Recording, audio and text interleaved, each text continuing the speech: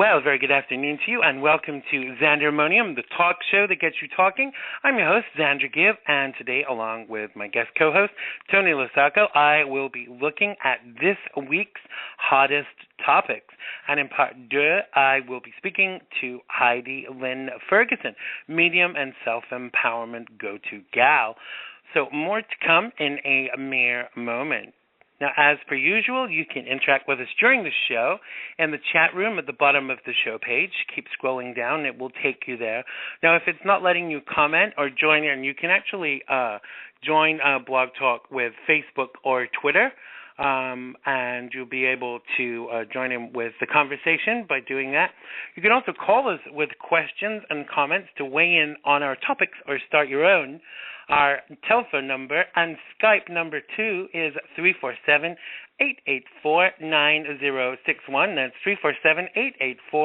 347-884-9061. Or on Twitter, you can tweet us. My Twitter handle is @XanderGibb. That's XanderGibb, capital X, capital G. You can tweet Tony on at a Full Story 2014. That's FULLSTORY 2014. And also you can tweet Heidi on H. Lynn Ferguson. That's HLYNNFERGUSON. That's HLYNNFERGUSON. Make sure you are following us on Twitter so you can keep up to date with what we are doing. Tweet me if you're too shy, and I will make your point for you. Oh, yes, indeed, I will. So it's time for Xander's Soapbox, and I really want to share with you how I've been feeling this week, because as a Christian, I get most offended when other Christians have the audacity to judge me on my perceived sin because I'm gay. Shock horror. Now, one Christian even messaged me on Facebook, both publicly and privately this week, relentlessly to attack me regarding my sexuality. Now, in the end, I had to block the person who then got her friend to take over where she had left off. Now, those of you that know me will attest to the fact that I don't suffer fools gladly, and I will not be judged or harassed by anyone. So certainly not some bored housewife with clear issues of her own. Now, whilst I'm still for people having their beliefs and views, where do they get off ramming them down my throat along with scriptures that are not even relevant for the discussion? I was even told this week that judging people is one of the fruits of the Holy Spirit, and this really bothered me greatly. Now, harassing others that do not agree with our perspective is just another form of bullying. And if we do this in God's name, what does God really think of that? Have we actually got to the point where puritanical Christians have come so far to the forefront of our society that religious freedom only pertains to certain sectors of religiosity? If you cannot agree to disagree, then get the helicopter off my social media and get on your knees and ask the Almighty to teach you something about humility. Now, to be compassionate does not require one to compromise one's convictions. So think on and ask yourself, what would Jesus do? And now on to something totally different. Please remember our brother, Sergeant Andrew Tamarisi, who is still in jail in Mexico. Please lobby your senator and check out Free Our Marine on Facebook and Twitter, and go to freeourmarine.com to show your support for this young man. Don't forget also to check out Kobe Cole's gig at Stonewall this week, July 16th at 9 p.m. Tickets are $10 on the door and well worth the price. Make sure you go to his Facebook page to check out more details of the gig. That is Kobe Cole. If you can't find him, look in my friends list and you will find him. So if you'd like to come along and get on your soapbox, please email us at Xander@XanderGibb.com. That's Xander@XanderGibb.com. Don't be afraid. Come and take the first 5 minutes of the show and tell us what's really bothering you. Oh, yes, indeed. Just email us and we will get you on. So joining me to break down this week's hottest topics is a broadcaster and very good friend of mine. I've actually put the wrong copy in for this section. Very good friend of mine, Tony Losacco. He's also a libertarian and a free thinker. So join me in welcoming Tony back to the show. Good afternoon, Tony. How are you doing? I'm good, Xander. Thanks again for having me on. You are so welcome. So how has your weekend been, and what's the weather like down in Florida? The weather is so beautiful and sunny right now, which is a change from what we've had. There's been nothing but clouds and thunder and rain for the past couple of weeks, so it's a beautiful Sunday, you know? I think we've got a little bit of what you've been having, because it's really warm here. I think it's 77 degrees, but it's kind of dull and it's overcast and it looks like it's going to rain. So I can't sit in the yard and drink beer and eat burgers today, unfortunately. Well, I suppose you could, but there's always the risk of getting rained on. Now, I don't know how much you heard of my rant today about judgmental Christians, and I thought we'd start off by talking a little bit about that. I know just from conversations that we've had that you've experienced this kind of thing yourself. What's happening here with these puritanical Christians that are judging other people? They don't read their Bible. It's that simple. They don't read their Bible correctly. Let me rephrase that. Right. They don't take They hear things from pastors and lines, and they repeat what they've heard, and they're stuck on their doctrines, and they have no idea about the love of Jesus Christ. What you said really, really troubled me as a Christian, as a gay Christian, furthermore, who does ministry. I mean, for somebody to tell you the fruit of the Spirit is judgment, I mean, I don't know what Sunday school they went to, but it must have been like a ESE class or something, you know?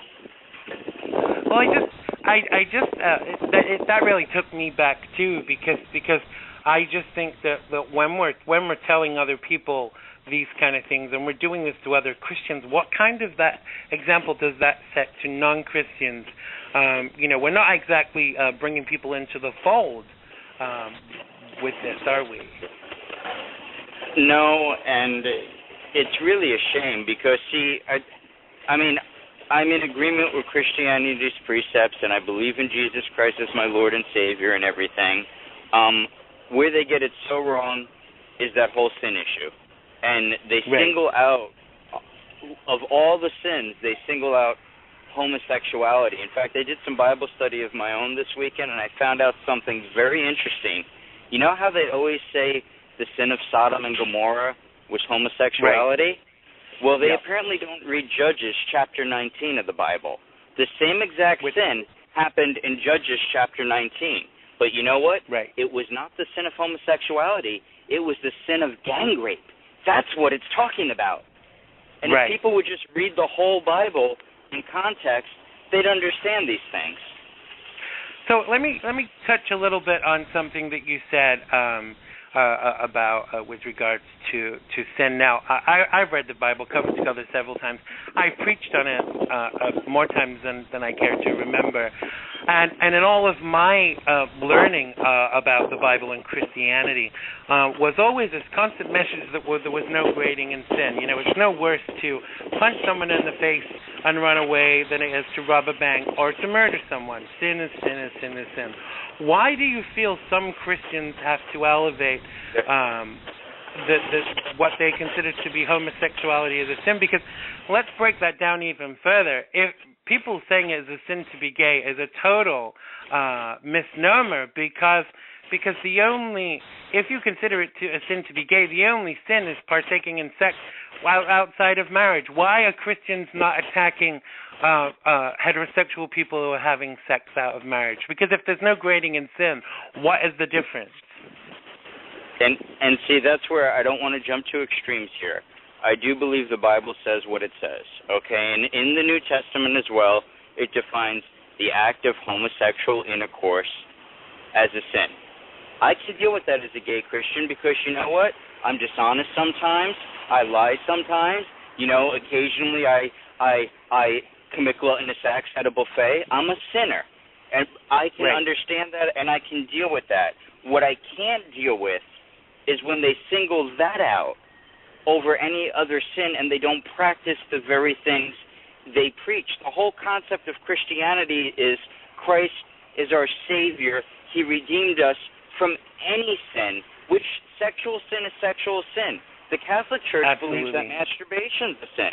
They believe that anything outside of the purpose of procreation is a sin. Try telling that to a Protestant. That same Bible that they preach about, this is a little-known fact. In the Old Testament, it says that a man commits an abomination if he takes his divorced wife back.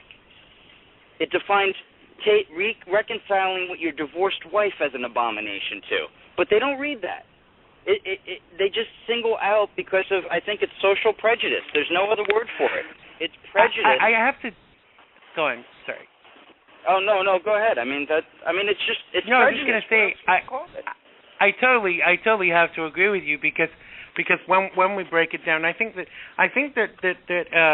obeying what the Bible says is a bit like the Constitution.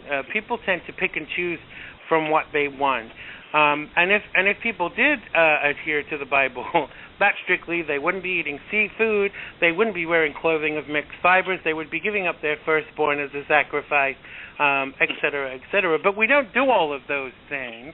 But we do pick and choose and then judge others for the things that they pick and choose about.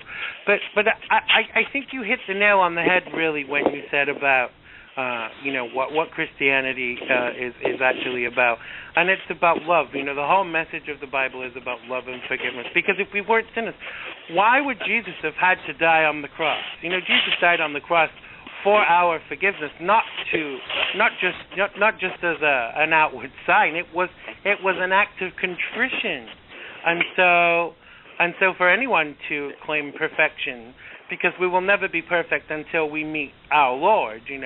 We are being made perfect, and surely that is the principle that we need to live by, and stop looking for splinters in the eyes of others.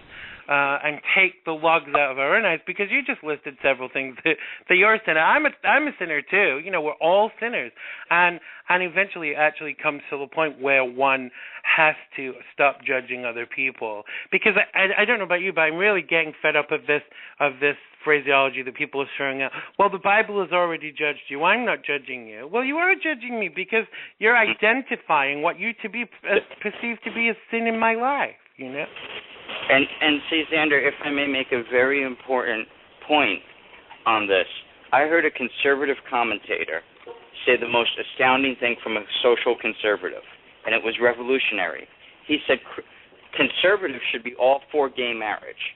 He said at a time when heterosexuals are divorcing and not even marrying and shacking up, what embodies conservative principles in America more than two people committing their lives to each other, staying monogamous in a committed relationship, having an income and adopting children?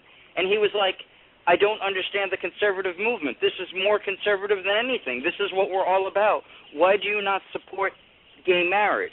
And on that same concept, theologically speaking, people love to say God doesn't change, okay? And that is true, that's in the Bible, but once again, they take things out of context. God's opinions change circumstantially based on the circumstance.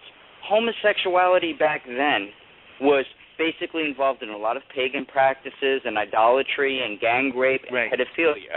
Okay? Now, I'm not justifying sin. I'm not saying it's right or wrong. The Bible says what it said. I will never do that. But they have to consider that our culture and our meanings change, and that what we talk about as a homosexuality today was not the same thing that God was forbidding in ancient Israel when people sacrificed their children.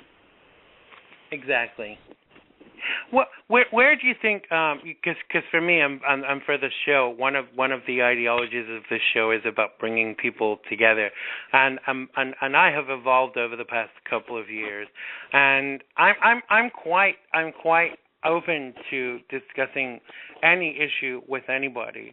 What can we actually impart to people about having civil discourse about these things rather than jumping on a judgmental bandwagon, do you think? Well, I think that part of it is there's extreme. There's just no, like my Twitter feed says, the full story. There's no in between on this issue for people. Either you're in your fundamentalist box and it's wrong and it's a sinner and you're going to defend the sanctity of marriage, not even looking at how marriage originated when cavemen were clubbing people and that was marriage, Or you're on the gay rights side, which I think is a later topic we'll get into, where it's like, we have to have it our way and you have to agree with us that this isn't wrong, and if not, you should be sent to a re-education camp someplace. Exactly. And both extremes feed on each other, and people don't get the full story. It's time people didn't look Democrat, Republican, Libertarian included in that, but looked at what's the truth here, and let me hear what you have to say. I may not agree with it, but let me at least hear you out and consider that everything I've heard or learned may not be fully true, that I may not have all the facts. Absolutely, because if you're only actually taking one point of view into consideration, how can you make an informed decision or come to an informed opinion on any one given subject? But I want to just go back a little to one thing that I found out with all of this, because I've done a lot of work in the past couple of years around bringing the communities together. And one of the things that I found out that a lot of people, I would say 70% of people that have issue about gay marriage, it's actually more to do with holy matrimony, which are two different things. Holy matrimony and marriage are two different ends of the spectrum. Any man and woman can walk into any town hall in these United States and walk away with a piece of paper that allows them to be considered to be a married couple. But it's a totally different thing to two people going into church and partaking in holy matrimony. And I think that's where a lot of people become confused. I mean, I'm sure there are people out there that are against both. However, when you do break it down, it's mostly that people are against holy matrimony for two people of the same sex. And as a Christian, I have to kind of agree with that. And the LGBTQ community, are not happy that I see it that way, but I kind of have to be honest, because I don't think that anywhere in that ceremony of holy matrimony is the ideology for two people of the same sex. But marriage is a totally different issue. It is, and I think, and this kind of just dawned on me, marriage from the very beginning, there's a religious aspect to it and a spiritual, yes, but really marriage from the very beginning was a union of people committed to each other for financial reasons, for business reasons, for legal reasons, where they made a household together. You could marry somebody, theoretically, and never have sex with them. In fact, some political figures, from what I understand, do that, and their show marriages, the royalty even, princes, kings throughout history have done that. So marriage in itself is really a social institution and commitment where who cares what the sexuality of two people are? It's just basically saying, hey, I'm with you. It's more of a partnership. But now the religious aspect and the spiritual, like you just said, that should be left for churches and churches alone, and I will defend to my death the right of any church to say it's sinful and not marry a gay couple based on their belief of what the Bible says, because everybody interprets that book differently. Exactly, and a lot of people in our community would would kind of be peeved at us for saying that. But I think it's important to kind of like distinguish between the two, because I don't know, even 3 or 4 years ago, I would have said that there's no compromise with it, that it should be like 100% the same. But I can't say that with regards to the institution of holy matrimony, because my ideologies and my teaching goes against that. And I can't change that just to keep the LGBT community happy. Do you know what I mean? I do, and there's a large segment of the community, okay, that is very, very un-American and outright anti-freedom. And I bet you I'm going to take a lot of heat for that one. But the thing is, they have a secret agenda. And see, this is where the Christian radicals are right. And like I said, both sides are extreme and wrong. But the Christians are right about this persecution of the Christians by the gay community. See, what they have a problem with, and I think I've said this before on your show, is they don't want anybody to be allowed to say homosexuality is wrong or sinful. What right. they're asking for isn't a civil right. What they're asking for is, how dare you be allowed to be offended at what I do? You're not allowed to say that anymore. You're not allowed to feel that way. That's as un-American as anything I've ever seen. That's anti-freedom. We might as well go back to Mao and Lenin, go move into those times, or Hitler or whatever. It's evil. And this is why both sides of the argument, for want of a better phrase, need to back up a bit and be a bit more, a bit fairer about it. Because what scares me is that some people in the LGBT community are becoming just as puritanical as some of these, forefront conservative Christians. And I don't mean that in a bad way. I just mean that, unfortunately, we are becoming, some in our community are becoming that which we are fighting against, but they can't see that, Well, and that's the sad part of it. I mean, if they had their way, some in the community would make it illegal for people to criticize homosexual behavior. They would deny people their right of free speech and free thought. And right. That is just, it's evil. There's no other word for it. I mean, let somebody be ignorant, let them say whatever they want to do, and you do human rights a disservice, a very huge disservice, when you start saying somebody talking offensively or being offended by you is your human rights violation. No, human rights violations involve a violation of your rights and liberty. And when you take away somebody else's rights and liberty, you violated their human rights. So in order to kind of like ban one, you would have to ban the other, because there's no freedom of speech unless we can all speak freely. Surely, that's the ideology, that freedom of speech is about everybody being able to have their say. We don't all have to agree. I have friends in all walks of life, and I have some friends that are vehemently conservatively Christian, but we agree to disagree, because this is the thing, you're not going to agree on everything with anybody, and to expect that you will. I bet even with your partner, you two don't agree on every single mute point. Not everybody agrees on everything, do they? No, but Kiko knows I'm right and he's wrong. I mean, he's just sitting here in front of me giving me this contemptuous look right now. Kiko, you have my permission to punch Tony for saying that.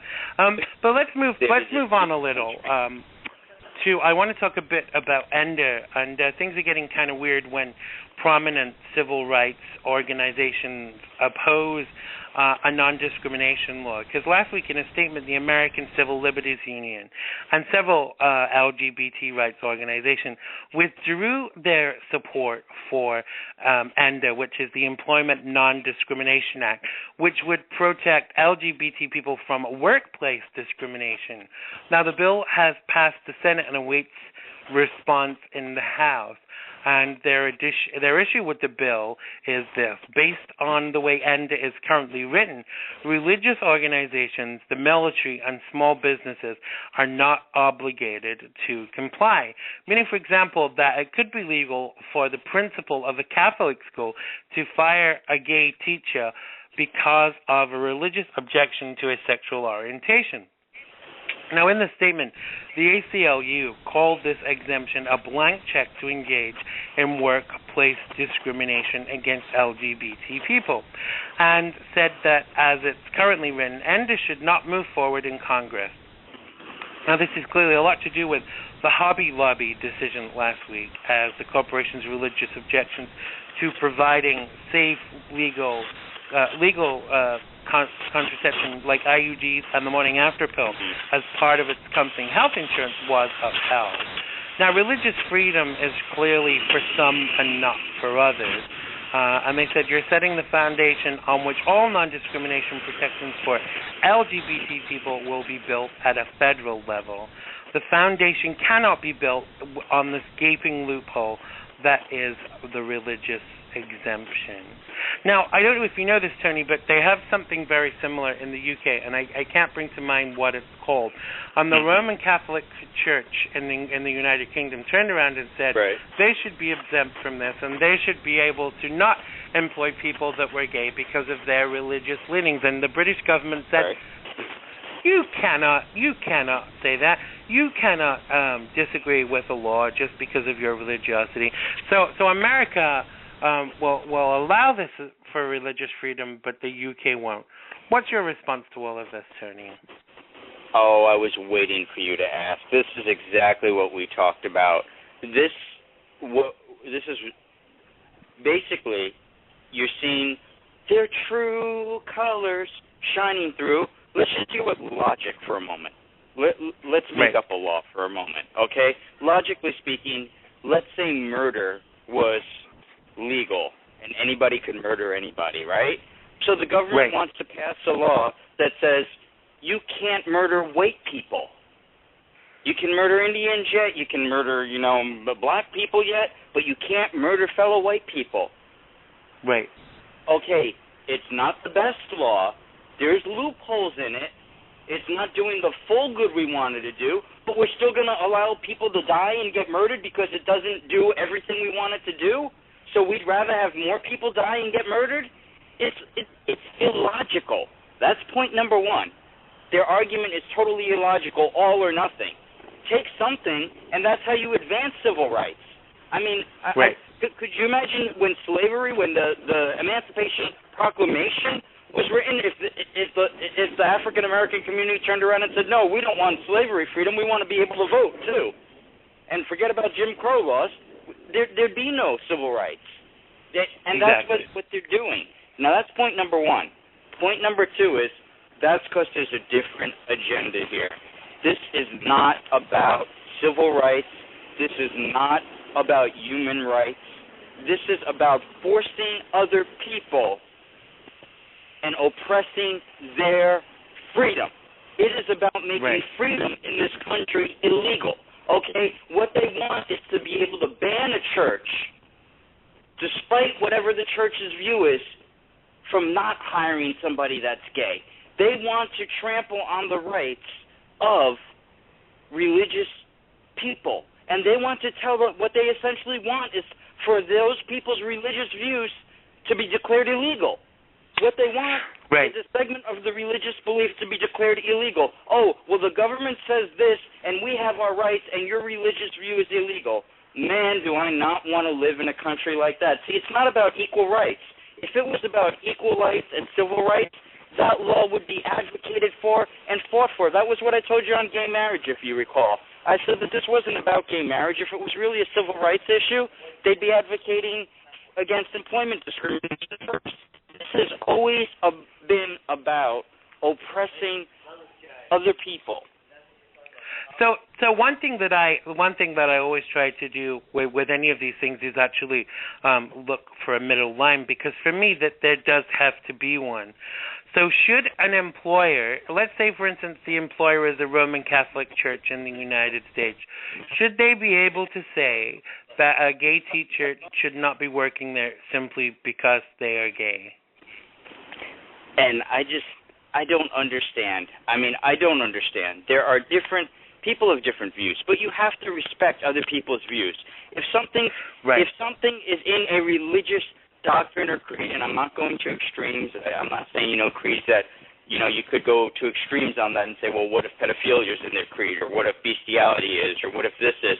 But if it's not harming anybody, okay, and they don't want a gay person to be involved in their church, that hurts me.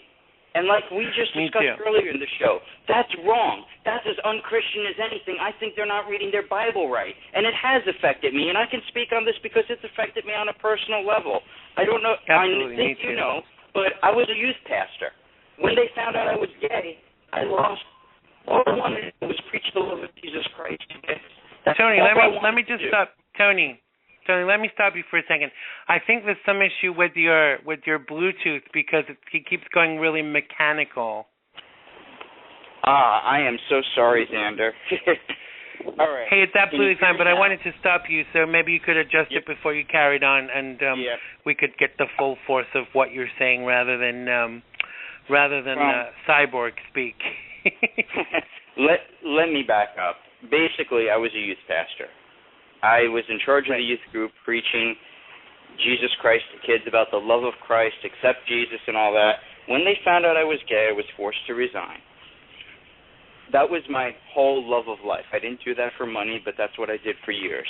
That was my passion, my purpose, and I'd love nothing more to be doing that. They told me I couldn't no more. Not only did they tell me I couldn't, but actually I got asked some pretty offensive questions. Did you ever touch anybody? Things like that. Crazy things.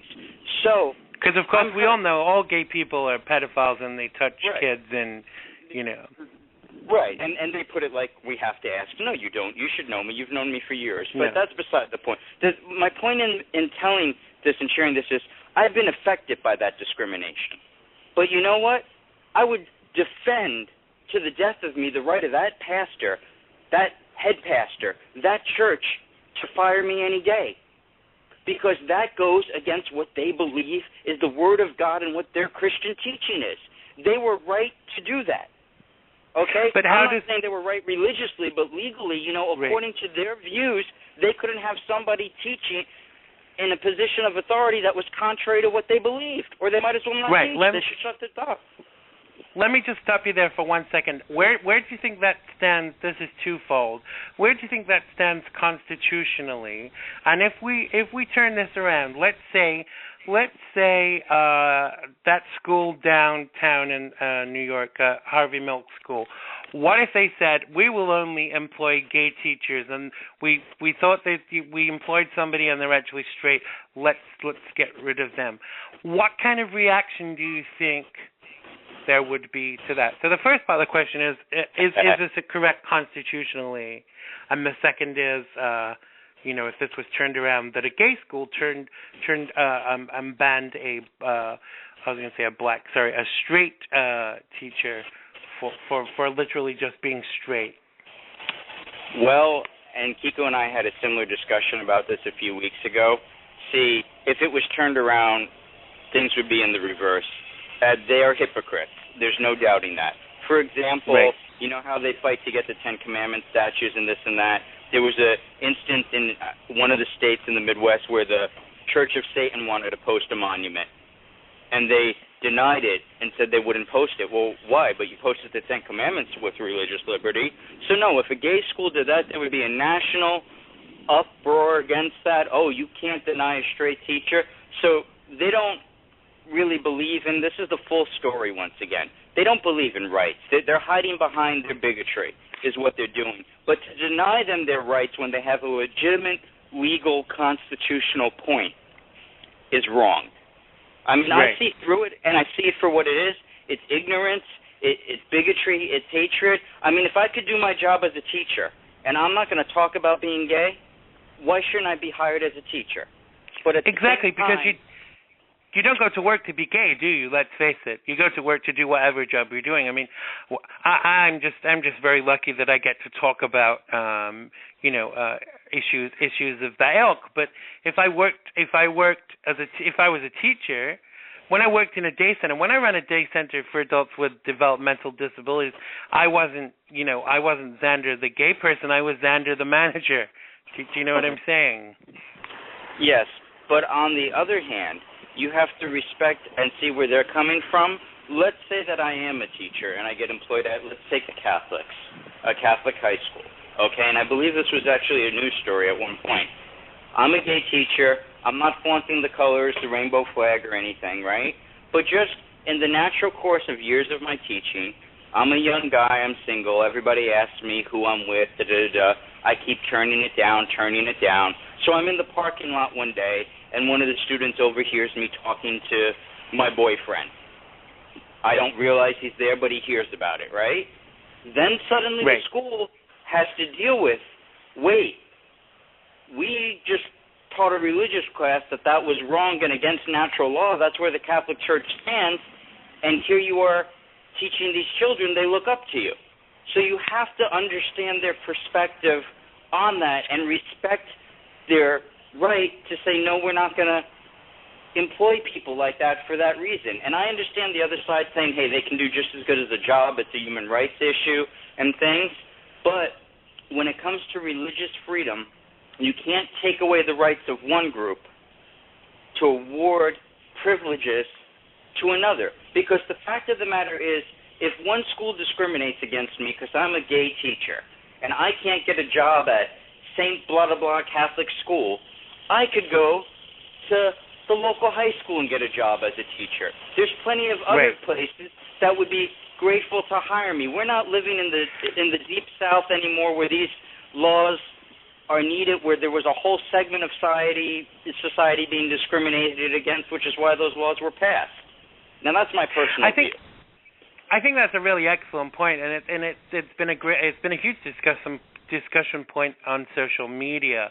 One of my friends was talking a couple of weeks ago about the issue of forcing people to do things that they don't want to do, and they said it was kind of like a form of slavery, like about the making a cake for a gay wedding and refusing the service, refusing to do it.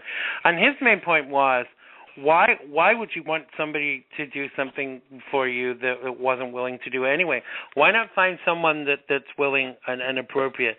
And I do see that point, but I think that a lot in the LGBTQ community have this ideology that we should, that it should be a carte blanche thing, that we should be able to go anywhere and do anything. But what if a straight person? This was turned around on its head.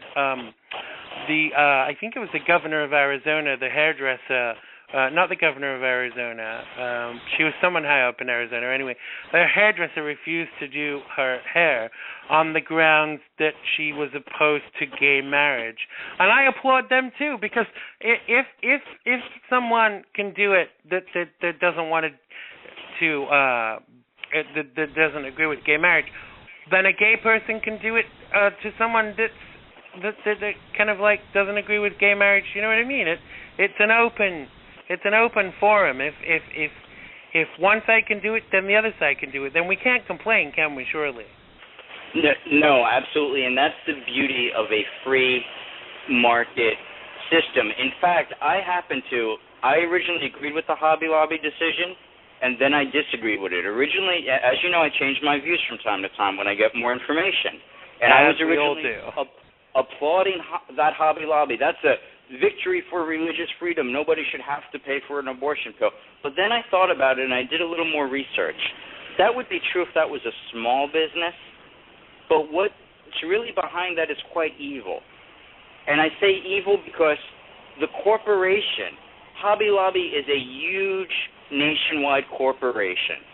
So you've given a huge business entity the same rights as a person.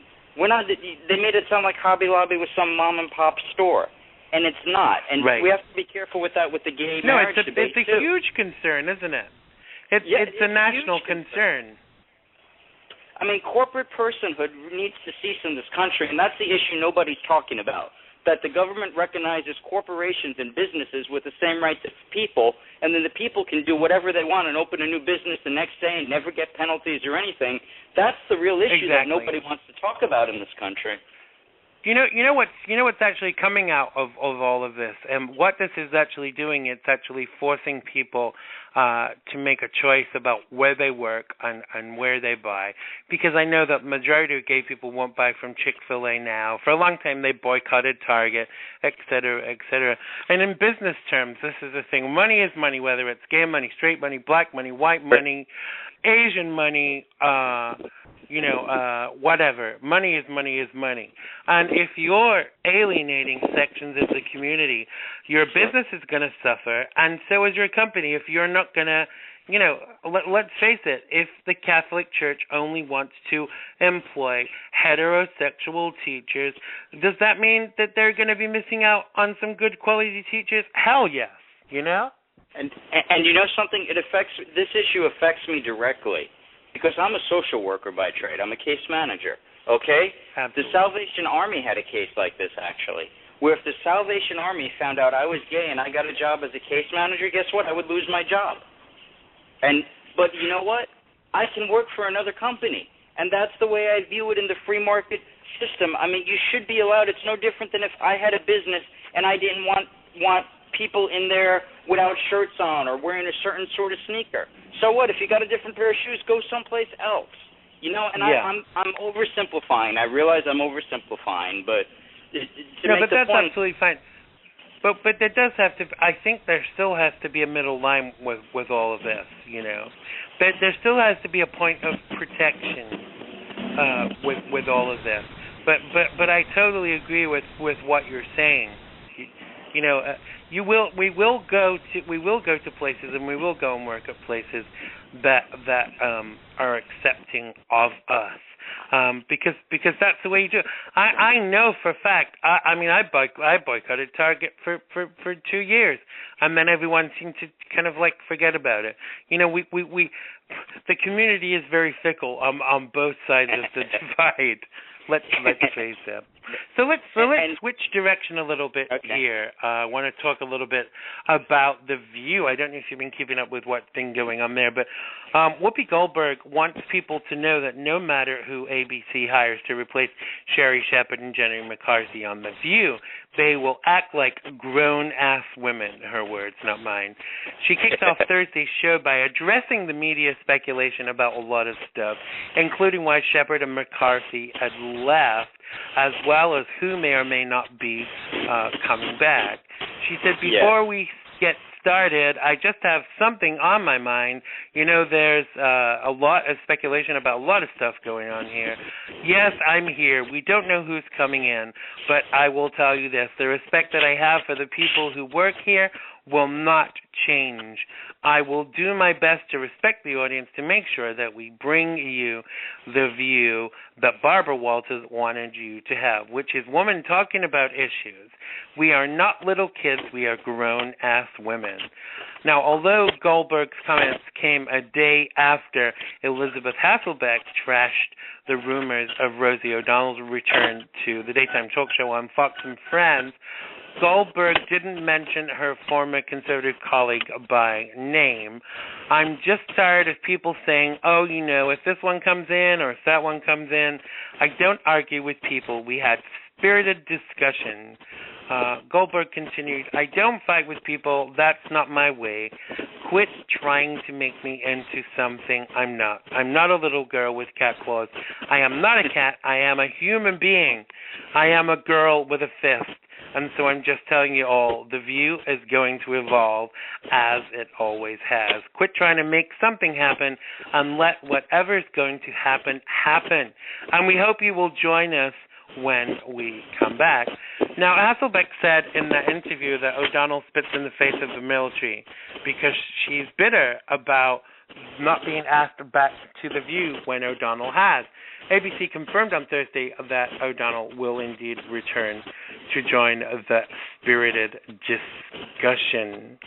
Now, what do you make of this, Tony? It all comes back to, they always seem to bring it back to political stuff that, O'Donnell is a Democrat, Hasselbeck is a Republican, and a conservative Christian, et cetera, et cetera. What do you think this is to get ratings for the show? What is it? I think, as far as from a network perspective, it's definitely about ratings. Let's face it, Rosie is a lightning rod. Rosie and Right. Donald Trump, I mean, I swear, if I was producing the show, I'd pay Donald Trump some money to put on a dress and go head-to-head with Rosie O'Donnell on The View. but it's about the ratings, and that's all it is. And people are making issues where there's not, and I think that's actually what Whoopi Goldberg was reacting to, which is, there is a fundamental, sometimes discrimination is rather covert. And I use the word discrimination in a broad sense, more prejudice, okay? Right. I think it became a story because,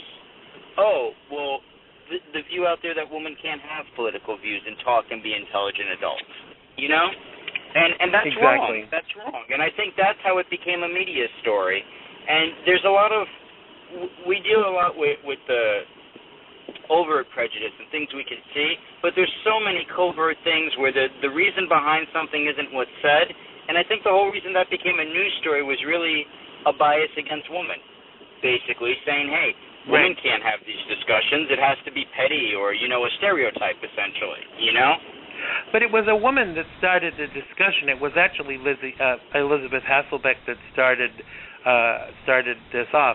I mean, I honestly think that there was an element of jealousy on Elizabeth Hasselbeck's part with all of this. So if it was a prejudicial thing with regards to women, it was actually a woman that started it. Well, and that could be, but even if you look at the broader picture, she made the statement, but the news networks decide what they're going to cover and what they're going to play up, and that's what I meant by that. Yes, it was started by a woman, but we have 3 major corporations that own all the news, Who made the decision to hype the story, so to speak? It's like seeing them talking about the airplane for 2 months. What? Who makes these decisions? So somebody made the decision to make an issue out of her statement, and that's what I'm saying with that. Exactly, because controversy actually sells newspapers and sells news. They don't want to hear about nice stories that an old lady was helped across the road or they don't want to hear the nice stuff anymore. That's all fluff, that's all padding. What really sells newspapers and TV shows is controversy and conflict. And they got so much mileage off the conflict before between Rosie O'Donnell and Elizabeth Hasselbeck that they really, I think that there is an element that probably even The View was happy for it to begin again, because it's obviously failing in ratings, or they wouldn't be changing the presenters. So this is probably why they need to develop an interest again. I mean, who knows? Maybe they will ask Elizabeth Hasselbeck back occasionally just to get some of that old juice flowing between the two of them. Well, and actually, I have a suggestion for The View. If any of the producers are listening, I want the credit for this one. If you producers are listening to The View there, I think they should invite Sarah Palin on to be a co-host of The View and put her up against Rosie O'Donnell. What? There's been talk of that. Sarah Palin on The View. What? There's been talk of that. She put herself forward. I mean, I put myself forward, but they've not responded very much, unfortunately, because they have said that they will consider having a man this time. And I know they often have like Mario Cantone, but I'm not saying Sarah Palin is a man before anybody writes in. I'm saying that they have talked about considering that.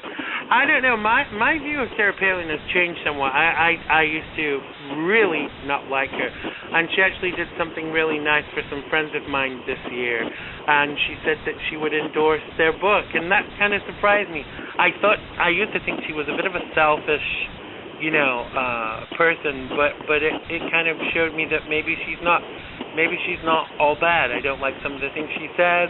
I don't like a lot of the things that she does, but I think that there's good and bad in all of us, and so for we can't we can't kind of like judge her as all bad because clearly, she's not.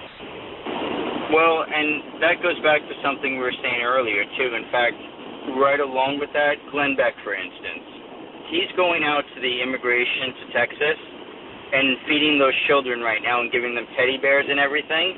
And that was a very courageous thing to do because Glenn Beck, is anti-government, very arch-conservative Tea Party guy, Right. And he said, I know I'm going to lose viewers. I know I'm going to lose people over this and I'm going to get flack. But it's the right thing to do. Their children, for God's sakes. Same thing with Sarah Palin. What people don't realize and what we have to consider when we're talking to people of the opposite views in this country, the full story, which is that they have views, but that's not the full person they are. Some of these people that we think are so evil conservatively give to the most charities on their own, but they don't tell you that. No, because the idea of giving should not be to gain kudos. Giving should be not about people saying, oh, isn't he a wonderful human being because he's done, he's kind of done that. I think that a lot of this goes back to something we were talking about earlier as well, with regards to the media, because the media sell people in a certain way. I mean, look at the way they sold the Tea Party. I mean, I hated the Tea Party until I actually looked into who they were and what they were trying to do. I mean, I'm not a fan, and I'm not going to run and join them, but what their aims and objectives are totally different from that which the media paints them to be. But I think the media do that with a lot of issues and a lot of people. And it's only when you actually start to investigate a certain person or a certain subject that you actually find out that might not really be the case. And that's true. Who gets a bad rap in the media, and Harry Reid's a part of this, is the Koch brothers, actually. First of all, the media is slandering them wrongly. They're calling them Republicans. The Koch brothers are what I am. They're libertarians. And they might be against government welfare and everything, but they give billions and billions to cancer charities, to other charities on their own. Their problem isn't with the giving. They just want the right to do with their money what they want with it after they have their full. And see, to me, that's reasonable. If you're making billions of dollars and you get your 10 cars, keep your 10 cars.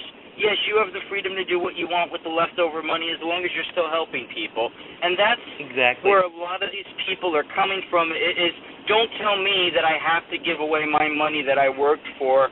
Let me decide what I'm going to give. It's not that they're not going to give or they're evil. They just want the freedom to basically take what they want first and then give as they see needed, My grandmother used to say a very interesting phrase. When we were kids and when I would be fighting with one of my siblings, or my siblings would be fighting with each other, she would always say, there are three sides to every story. There's your side, and the truth.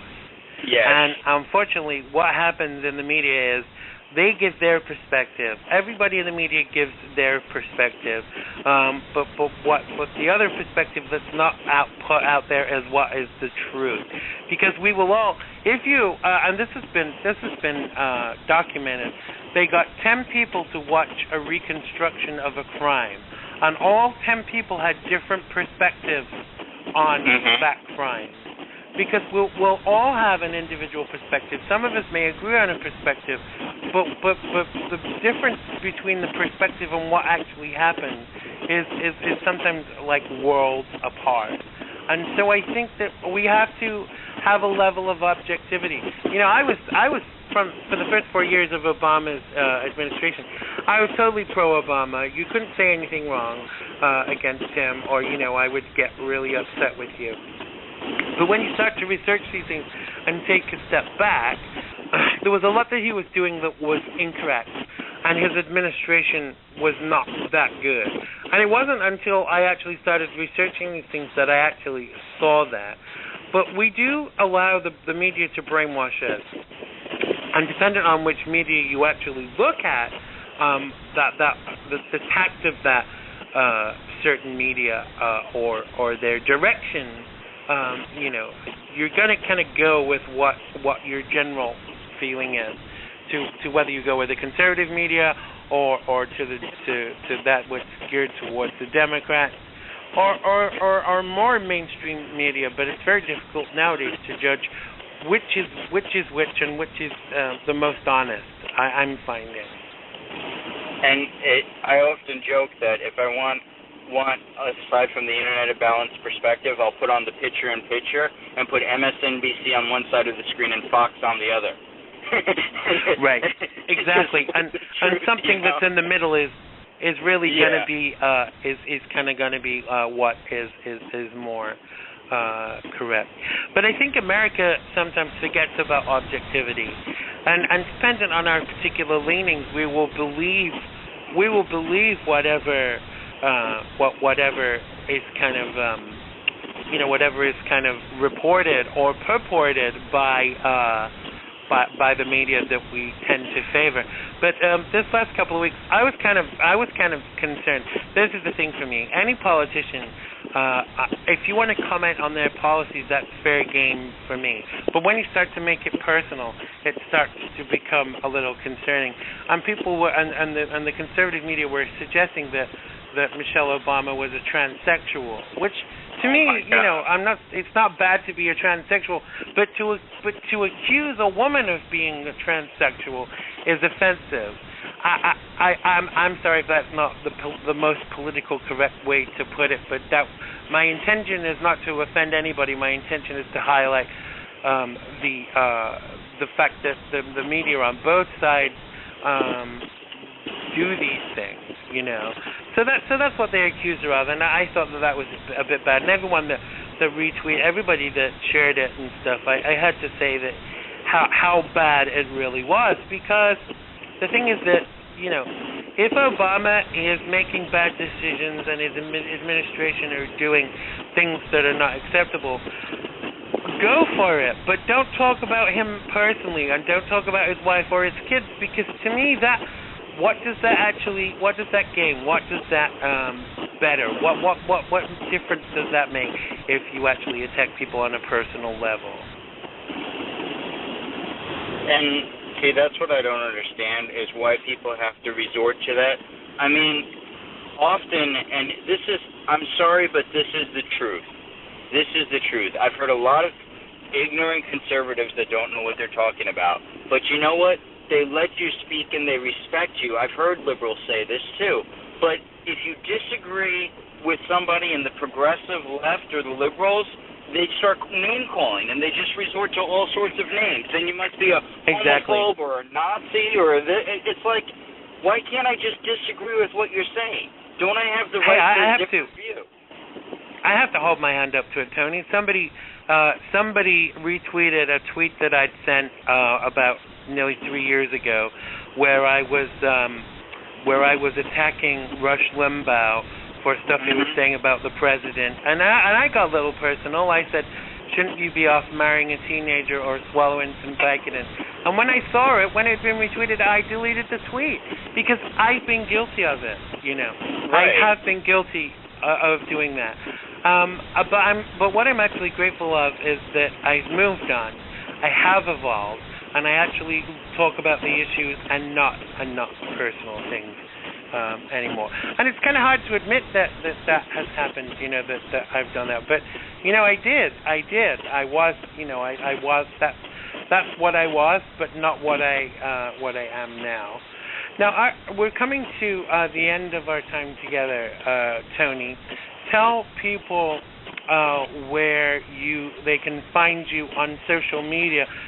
We know you're on Twitter now because we talked about it a little bit at the beginning of the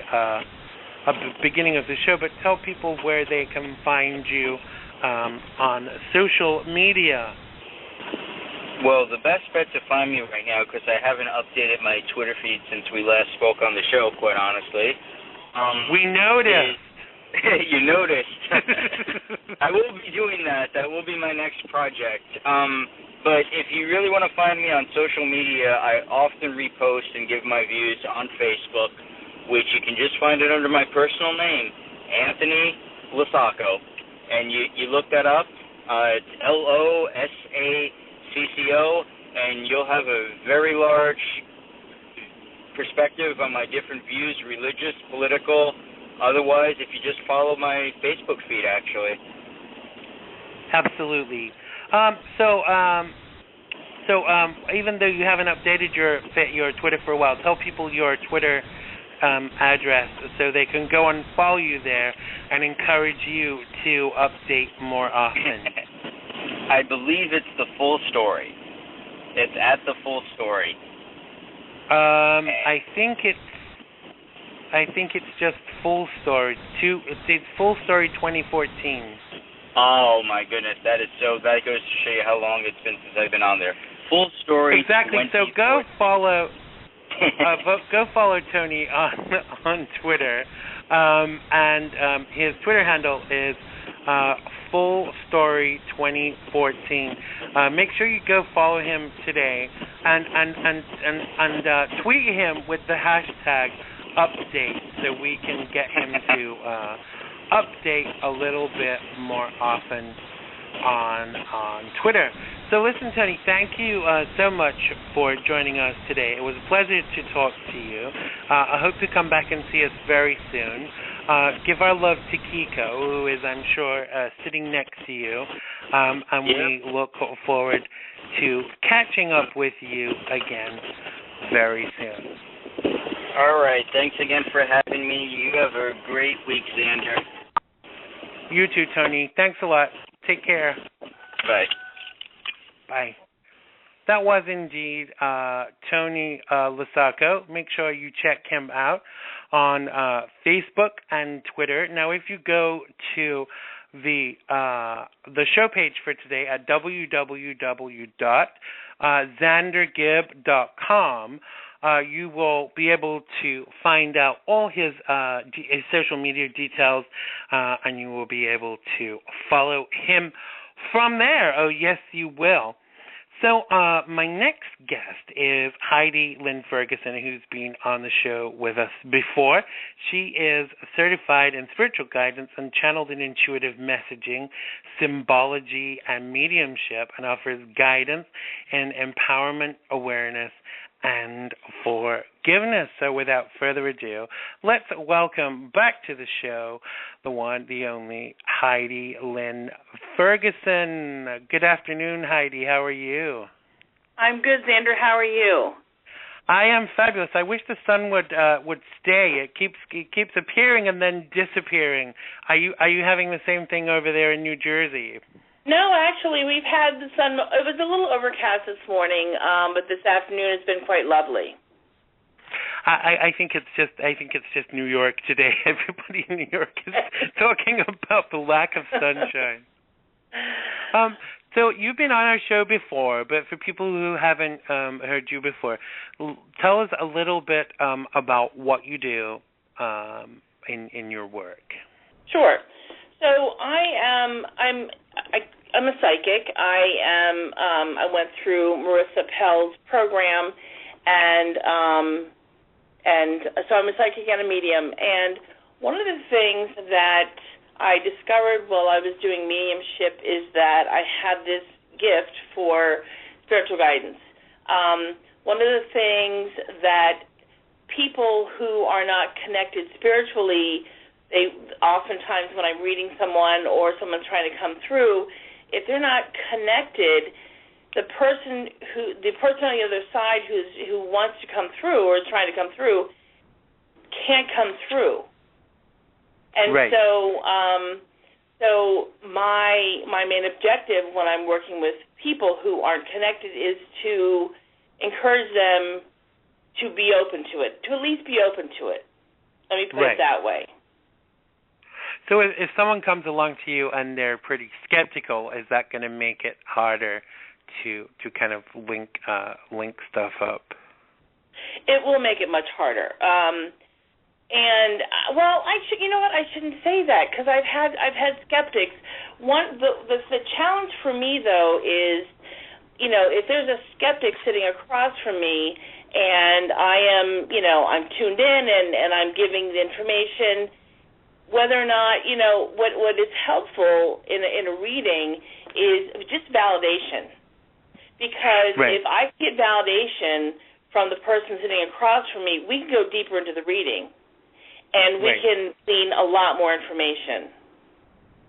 And do you find that this has been a skill that has kind of grown for you? Because I think a lot of us have this ability, but I think that a lot of us are not very in tune with it. Have you found the more that you've done it, the more in tune you've actually become with it? Absolutely. And you're right, Xander. We actually all do have the gift of intuition. And, you know, some people believe it and some people don't. And that's okay. I just, you know, I know for myself, because I can only speak from my personal experience, that any time that I have not listened to my sixth sense, my intuition, I have completely failed. I have made the biggest mistake when it came to a decision if I didn't listen to it. Every time I do listen to it, even if I think, oh, I don't know about that, you know, even if I don't really, even if what is my gut is telling me isn't something that I necessarily want to hear, I know that I need to listen to it because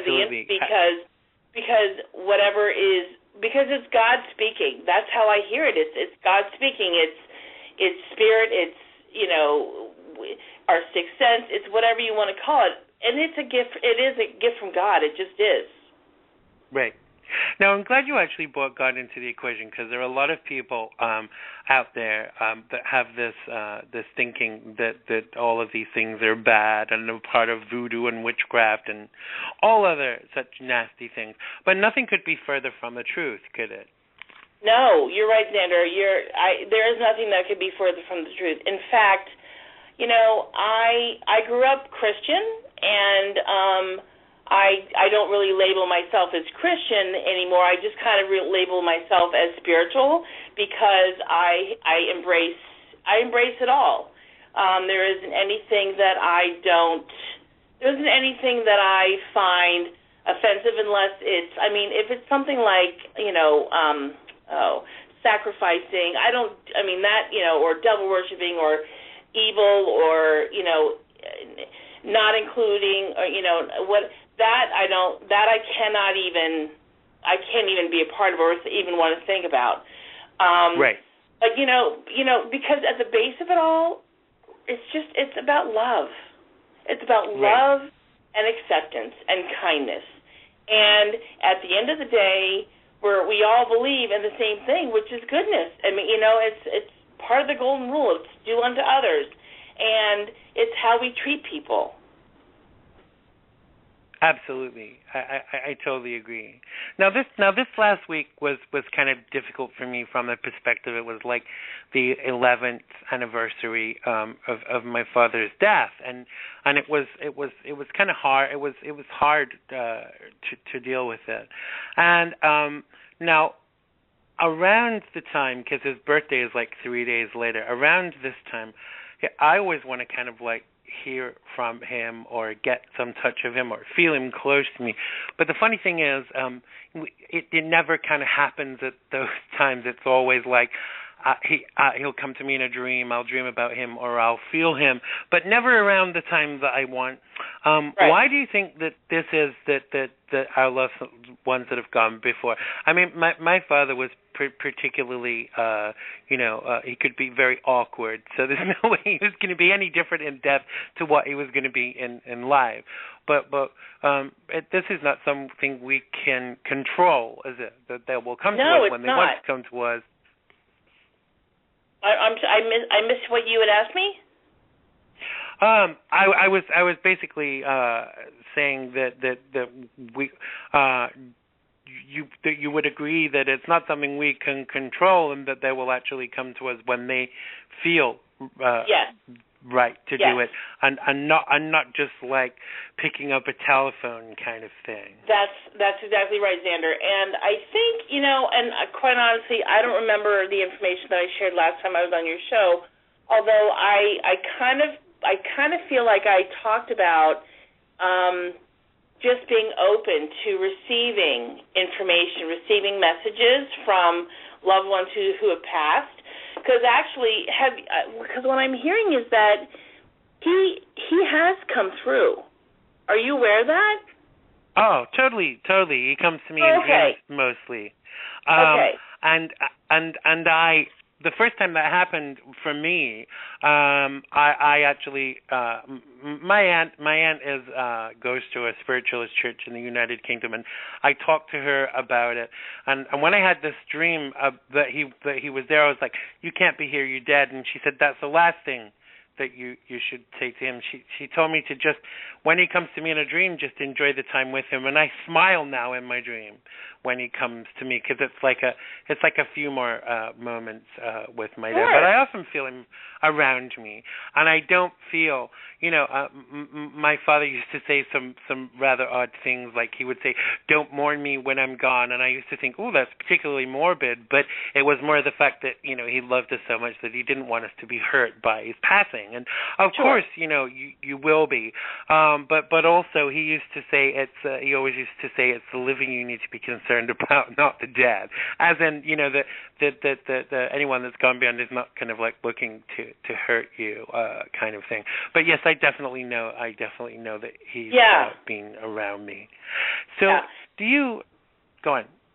And the other thing I was going to ask you, is there anything? Was he passionate about anything? Like, was there anything that he really enjoyed, just like as a hobby, or, was there anything he enjoyed as a hobby, or that he just enjoyed doing in life? Besides, I don't know if he liked, but complaining mostly. He loved to complain. I think that's where I get it from. He really had to seal for, but I got my sense of humor from him too, and so he would do it, like he'd sit and complain about my mom. That was like his favorite pastime. But it was all like very comedic. He was a very interesting character to say the least. But do you find that people come to you when they've lost a loved one to kind of like check up on them almost? I can't say that people intentionally come to me when they lose someone, although I would say probably 90-95% of the people that have come to me, if when I do a reading, the first question I ask is there anything you want to ask me? And if they're just looking for information about their life, that's one thing. If they're looking to connect with a loved one who has passed on, the first thing I ask is, how open are you to it? And what is your connection to spirit? Because those are the two things that are most important. Because if someone says, yes, I want to connect with so and so, or and they're not open to it, they're not open to receiving that information or connected spiritually, I don't know how it's going to happen. Like and that's just from my experience. I don't know how it could happen. Because if you're actually asking about someone who's passed over, that means you do have a belief in it. And at the same time, so there's a contradiction. If you're not open to it or you don't have a spiritual connection, then why are you asking? So I would say, though, to answer your question, I would say 90-95% of the people that do come to me do ask about someone who's passed over. Or if they don't ask and I do a reading, they'll say to me, "Oh, I thought so-and-so would come through." And when I'm doing a reading, and this is for anyone out there who's listening, if you go to a psychic and the psychic is doing a reading and you've just asked a general question, and you definitely want to connect with someone who has passed on, do not assume that person is going to come through because you're with a psychic. You want to specifically ask the psychic, "Look, I'm looking for so-and-so to come through. Can you tell me if there's any message?" Or because that may not happen unless they know about it. Right. And just in my experience, it's always kind of been the opposite. Like when my father died, and I was in the UK, I went with my aunt to this place, and they said, "Put your keys into this bag," or something that's personal to you. And all of the information that they gave about other people, my dad didn't come through, but all the information was pretty general. But I think sometimes that leads people to think that maybe the psychic is not as good as they've cracked themselves up to be. I know that there are some people out there that kind of use a lot of guesswork. What would you say is the best way to know that a psychic is actually good at what they do? Well, one of the things that let me share from my experience. Okay, so when Marissa read me, and this right. was probably 2.5 years ago, and she specifically said to me, she said there are two things. There's a coin that your father is mentioning, and he's also talking about these carved wooden birds. Well, I knew exactly what she was relating to. I said, okay, so sure, these are the wooden birds are tchotchkes that my mom has in the house that a family friend carved right. for my father and my mother. And my father was an avid bird watcher. And this coin, this gold coin that she was talking about, is from a shipwreck that my father went to. He went to like a museum kind of thing where these, the shipwreck, the findings of the shipwreck were part of this part of this exhibit, and he bought one of these coins, and so he had it set in a necklace for my mother as a pendant, and so I knew exactly what she was talking about. So there's got to be something. So for you, for the person across the table, for the client, I would say it's got to be something specific. Right. Right. Absolutely. Something specific, so that you know for sure. Because otherwise, I don't know that I could trust it. No, I totally get that. And I think there's a fine line between testing a psychic and expecting them to be able to give you something. Because I have friends that are psychics that even when you have a question for them, they can't give you the answer. Because for me, I just feel that there's got to be that willingness on both sides. Because let's face it, as a psychic, you're a channel. You're not like the font of all knowledge, are you? You're a channel between. You're right. kind of like the telephone company, aren't you? And the person who's still alive is using the telephone company to try and contact the person who has died. But I think sometimes there seems to be this over-expectation with psychics. Would you agree? Yes, I would agree with that. I would agree with that. And the other thing too is that when a client comes to me, what I will do is I encourage them to take notes, because sometimes there's information that clicks and they're like, oh yeah, I know what you're talking about. And other times, I've had clients be like, no, that doesn't make sense to me. I don't know what you're talking about. And then later on the reading, they'll share something with me, and I'm like, I brought that up in the reading. Oh, I didn't realize X, Y, Z. I didn't realize that was related to that. So, A, I would encourage one to take notes, and B, don't say no to anything. Just be open to whatever information is being given to you. I'm not saying you necessarily have to believe it in the moment, but I would say write it down, because it could be 3 weeks later and you're like, oh, that's what the psychic was talking about. Oh, now it's all clicking. And absolutely. What's that? No, I just said absolutely. When Marissa was on my show one time, some people who I know called in because they wanted to find stuff out. They wanted to ask questions and stuff. And Marissa came. I kind of say it like this. I think it's harder when you're doing readings by phone, but it's kind of like these people that have passed before us are there in this waiting room. So sometimes they don't come and say, I've got this message for Xander Gibb. They're saying, tell them that Fred Block said hi. and it's not always easy to distinguish who is for what. But we found out after the show that she was talking about these two guys' names. One of them was Dennis, and one of them was something else. And it was my friend and her fiance's, the names of my friend and her fiance's father. Now, I couldn't have known what my friend's fiance's father's name was, but it was all the right information, but just in a little bit of a different order. Because I guess it Right. must be really hard to decipher when you're dealing with more than one person. Right. I always kind Right. of like illustrate it like, have you seen the film Ghost, where Whoopi Goldberg's got this room full of people and they're saying, oh, tell them this, tell them that, and they're Right. like, yeah, she's like, one at a time. Let me just see who this is and what this is for right now. And I kind of imagine it like that.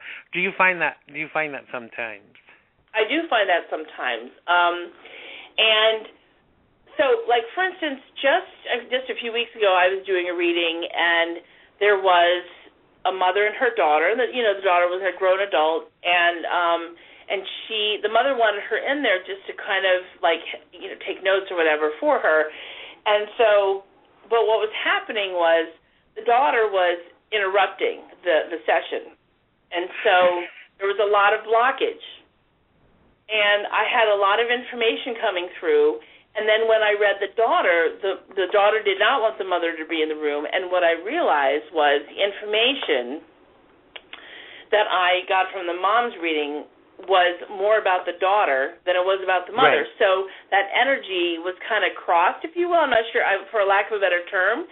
And so I felt badly for the mother because I just felt like she didn't get her money's worth. Right. You know, I totally get that. That can happen. I mean, that happens probably more often than we realize. Or I would even say, another situation was there was a client who was sitting across from me, and I don't mean to be rude, she would not stop talking. She would not shut up, and I couldn't read her, and and so I was trying to get some clarification just about just some things, and she was it wasn't, instead of just a yes or no, she would go on and on and on, and so our time was up, and she was just like, that's it, and I said, I don't mean to be rude, but you didn't stop talking. I said I couldn't. It was really hard for me. This was really challenging, and she was like, well, Right. you're going to come back again? I said yes, and this is at I read at my hairdresser. Every 6 weeks when I get my hair cut and colored, and I stay for a couple hours afterwards, and she has clients lined up, and I do readings, and so right. She said, will you be back again? I said yes, I'll be back in about 6 weeks, and so I said look for me, but that's another thing. I mean, you've got to, it's one thing to ask questions or just answer a simple yes or no. It's another thing to be going on and on, because that will block energy from the reader. Absolutely.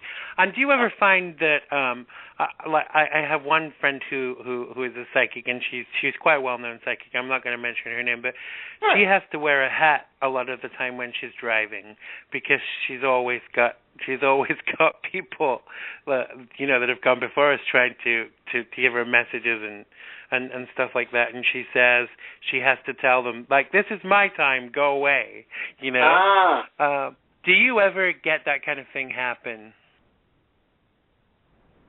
No, I don't. It's interesting because I can turn it on and off. And so if I call them voices, for lack of a better term, but if I'm looking for, because I'm engaged to Michael, and when I actually can tune into his wife who's passed, and she comes through a lot, and so I can turn her on or off. I can turn my dad on and off. I can turn, not necessarily individually, but I certainly, when I want to hear it, that's when and they may not necessarily be ready to come through at that moment, but if I don't want to hear it, I don't have to hear it. Absolutely. So I want to touch on two things before we finish, because one of them we didn't get a chance to talk about too much last time. first thing I want to ask you is, what would you advise people to do who feel that they may have a gift? How would you advise them to go about kind of like improving upon that and actually developing that gift? Well, I would, if they want to, they can contact me. I mean, I'd be happy to talk to them, and I'll give you my information later before we end the show. But certainly be open. Be open to information that, even if it doesn't make sense to you, be open to it. I would take notes. I would write down information that you think is coming through. The other thing that I believe in is that there are no coincidences. So if you think, oh, this is related to this or whatever, it probably is. Right. So don't think, oh, it's just a coincidence. I don't believe that. I believe everything is connected. I believe we're all intertwined in some way, directly, indirectly, and I wouldn't ignore that. I would not ignore any thoughts that come into your head, or anything you see that seems a little off. You think, oh, well, that wasn't there yesterday, but it's there today. I wouldn't ignore that, because chances are, if it wasn't there yesterday, it is there today. It got there somehow. Exactly. So, signs like that. So I would be open to everything, and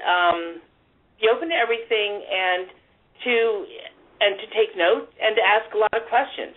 Throw questions out to the universe. Absolutely. What would it take? I definitely don't believe in coincidence at all, really. I mean, the older I get, the more I see how connected things are. I think sometimes we don't want them to be, or we don't want to associate them. But I think that nothing is accidental at all. It's right, at all. There's so much that we don't understand, but I think that a lot of these things are very much, when you actually take a step back and look at them, it's kind of like, that was because of that, or that was related to that. And the more I people call it irony, but I don't think there's anything ironic about it at all. Oh. It's all part of that amazing mystery they call life. Yes. I just want to ask you, in the last few minutes, I want you to tell us a little bit about your work around symbology, because we didn't really get to do that last time, and it always feels like we're just starting to get somewhere, and time catches up with us. Sure. So tell us a little bit about symbology in the time that we have left. So symbology, what's interesting is that I did it in class. I'm certified in class, although I really haven't had to use it in my readings. Although if I did, what I would do is, so for instance, let me give you an example as far as class goes. So somebody brought in a crucifix, and one person brought in an old pair of glasses, and another person brought in a piece of jewelry, an heirloom, an old piece of jewelry. And we each kind of took a turn with it. And so we all kind of took notes as far as what we felt was how this was connected to the person and who it belonged to and all that kind of thing. And what was interesting was that the crucifix, what I got from the crucifix, I remember distinctly, was that this was a person of service. Whoever this belonged to initially was a person of service, in uniform, followed the law, was well known, that kind of thing. And what I learned was that it was the great-grandfather of one of my classmates, and he was a well-known Philly cop. And back in the day, Philly cops, they were given a crucifix to carry with them.